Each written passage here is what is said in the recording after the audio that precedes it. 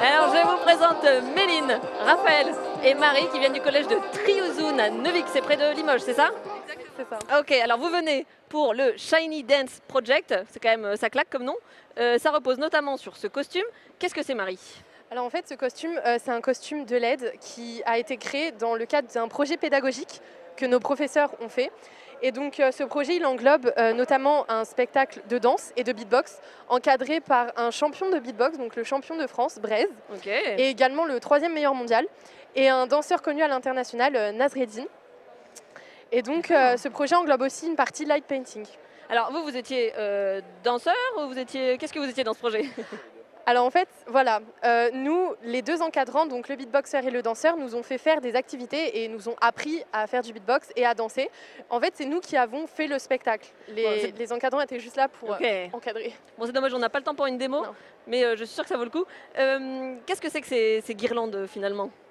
Alors, c'est pas des guirlandes, c'est des bandes LED. La différence est importante. Oui, exactement. C'est pas un sapin de Noël. Donc, c'est des bandes LED qui sont composées de LED RGB adressables. Alors, adressables, ça veut dire qu'en gros, elles sont indépendantes les unes des autres. On peut envoyer des messages différents à chacune d'elles. Ce qui fait qu'on peut créer beaucoup d'animations lumineuses différentes en fait. Ok. Et alors ça, vous avez pu les intégrer au spectacle? Alors non, parce qu'on était en manque de temps et que c'était pas non plus très qualitatif comme couture là. Les LED sont cousus sur le costume, donc c'était pas assez solide pour danser avec. Et alors, donc là c'est des LED qui sont programmables, mais vous avez aussi développé d'autres capteurs. On en a vu un tout à l'heure qui s'allumait. Celui-là, il réagit à quoi? Celui-là, il réagit à la musique, pardon. D'accord, donc la musique de Blaise par exemple. La musique par exemple de Blaise, oui. Et même si je tape sur la table? Alors oui. Parce qu'il réagit aussi, en fait, le son, c'est des vibrations. Donc quand tu tapes sur la table, ça fait des vibrations, donc ça réagit. Ok, et alors le deuxième capteur, qu'est-ce que c'est? Alors le deuxième capteur, c'est un capteur de mouvement. Donc voilà, ça réagit au mouvement, là, droite, gauche par exemple. Et donc on aurait pu imaginer que les danseurs portent ça et que ça bouge en même temps que leur mouvement. Ben, c'est ça, par exemple, on aurait pu mettre ce capteur sur la tête d'un des danseurs. Comme ça, par exemple, en tournant la tête à droite, c'était le bras droit qui s'allumait. Ok, très bien. Et alors, Raph, donc tu as aussi participé au projet, tu n'es pas que mannequin LED.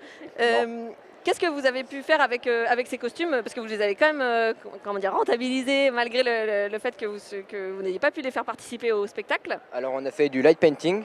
Qu'est-ce que c'est? Comme on peut voir les photos là.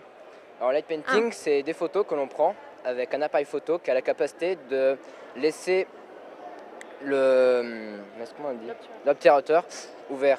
Ce qui fait que ça capture le mouvement. Si je passe ma main devant, ça capturera le mouvement de ma main et on le verra sur la photo. Ok, et donc toutes les photos qu'on voit défiler sur l'écran, c'est vous qui les avez faites? Oui. Ok, très bien. C'est qui là qui porte les... Ça c'est les costumes ou c'est juste les guirlandes? Oui, ça c'est le costume là. Là c'est moi. Ok, d'accord. C'est très beau. Merci. Qu'est-ce que vous retenez vous de ce projet? Qu'est-ce que ça vous a appris? C'était enrichissant autant du point de vue technologique que artistique et culturel en fait, parce qu'on n'avait jamais utilisé de capteurs, ni de bande LED, ni de carte Arduino vraiment. Et artistique aussi parce qu'on n'avait jamais fait de hip-hop, ni de beatbox, et on a fait des battles par exemple pendant le spectacle de beatbox et de hip-hop, et c'était super bien. Et alors, quelle activité vous préférez continuer dans toutes celles que vous avez pu tester entre la partie techno, le beatbox, la danse? Moi, je préférais la danse parce que j'en ai fait quelques années et du coup, je préfère la danse. Ok, très bien. Moi, je préfère le beatbox. Moi, honnêtement, j'ai tout aimé, mais si je devais choisir, je pense que ce serait quand même la danse. Ouais. Ah bon, dommage, les capteurs ont un peu moins... Après, je pense que le mieux, c'est ce concours. Très bien, parfait comme mot de la fin. Et moi, je vous laisse avec la musique de Bryce, qui a participé également à ce projet.